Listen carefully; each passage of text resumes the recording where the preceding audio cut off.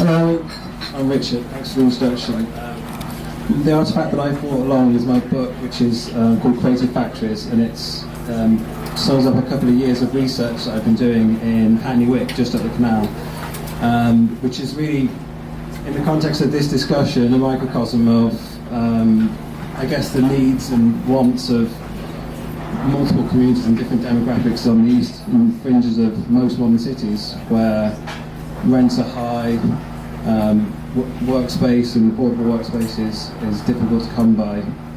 So there are many places like this in London, especially in East London, and the thing that I think is amazing about Hackney Wick, if anyone doesn't know it, is it's a kind of typical post-industrial sort of landscape full of old warehouses, some of them fantastically beautiful, some of them completely the most disgusting 70s kind of tin sheds that you've ever seen. But when you go inside of these places, you'll find that there's young people, graduates,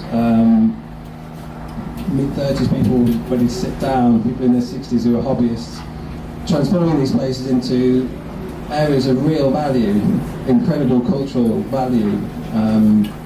So you may open a warehouse and go inside, and you'll find that 3,000 square foot of space is occupied by 20 people living, or the same amount of space next door might be occupied by 5 people running an industrial sort of fabrication service.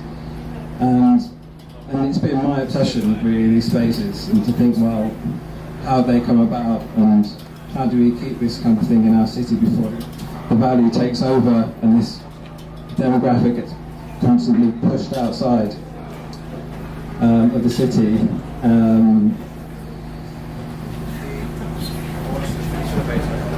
But you can hold it a little bit further away.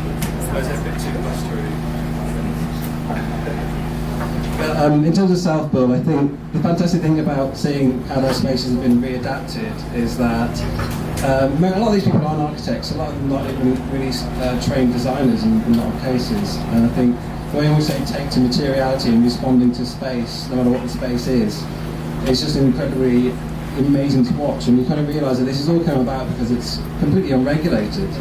The relationships with the landlords and the planning authorities is completely under the radar, completely unofficial, and their status is illegitimate, which in a way is the thing that frees them. It means that they can build what they want, so nobody asks for building control, nobody asks for planning application, nobody asks for anything. And in a way that creates an atmosphere where anything can happen and common sense kind of takes over.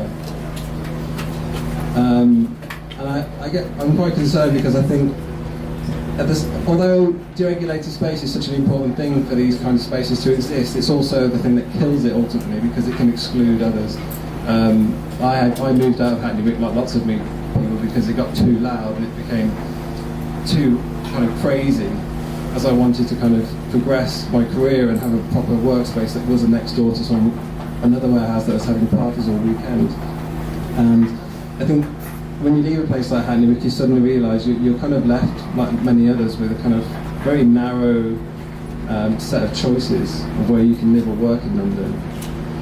And I think this issue of self-build and self-making places, it needs to exist much more widely than it does in places like Hackney Wick and Fish Island. So I'm kind of quite excited to be here to sort of hear everybody else's sort of experience about self-build and ways to kind of make exciting places exist in the city.